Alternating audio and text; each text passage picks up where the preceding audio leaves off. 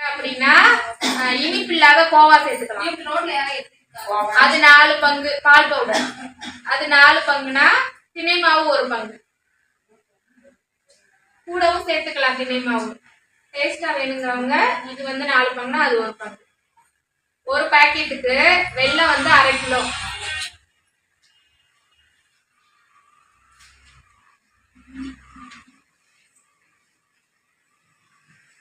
நார்மலா நம்ம செய்யற குலோப்ஜாம் வந்து சீனி போட்டு செய்வோம். சீனி சேர்க்க வேணாங்கிறக்காண்டி வெல்லம் போடுறோம். வெல்லத்தை நல்லா வந்து கொதிக்க வச்சு நல்லா வெல்லம் கரையிற வரைக்கும் இருந்தா போதும். ரொம்ப கம்பிப்பதம் வர வேணாம். ஓரளவு கரைச்ச உடனே அதுக்கப்புறம் அதை வெல்லத்துக்கு கொஞ்சம் கசக்கிடுவோம். அதை வடிகட்டிட்டு அதுக்கப்புறம் ஏலக்காய் நச்சு போட்டு இந்த குலோப்ஜாம் மாவை வந்து பால் ஊற்றி பிசையலாம், இல்ல தண்ணி ஊற்றி பிசைஞ்சிக்கலாம். பிசைஞ்சு உருட்டி வச்சுட்டு உருட்டி ஒரு 10 நிமிஷம் வச்சுட்டு அதுக்கப்புறம் சுடுங்க. அது மாதிரி ஹீட்டை வந்து ரொம்ப கூட்டி வச்சு சுட்டிங்கன்னா விரிசல் முடியும். ரொம்ப கூட்டக்கூடாது. எப்பயுமே குறைச்சி வச்சுதான் குலோப்ஜாம் மாவை இது பண்ணணும்.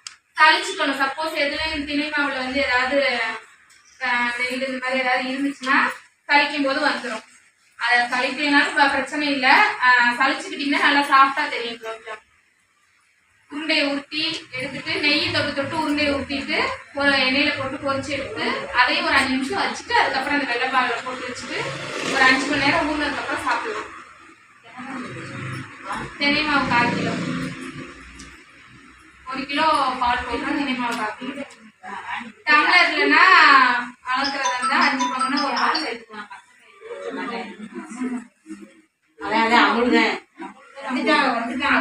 வாங்கி உங்களுக்கு ஒரு